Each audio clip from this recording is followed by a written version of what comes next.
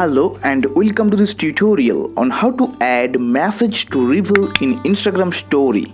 To reveal the main story, your followers need to send you a message from your story. So without wasting any time, let's get started. First of all, open Instagram application. After that, click on add icon within the story section. Then here you select a photo or a video that you want to hide. After selecting, then click on stickers icon at the top. Then click on reveal sticker icon from here. Now you will see a text box where you can add your message.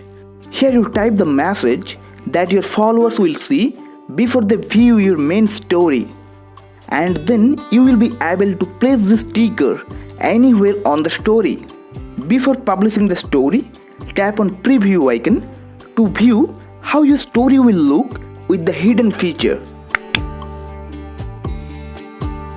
After that, click on next arrow icon at the bottom right corner.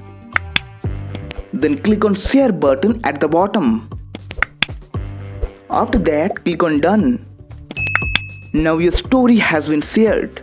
And now if your followers send you a message from the story, then the hidden story will be revealed. Okay guys, if you found this video helpful, so please leave a like.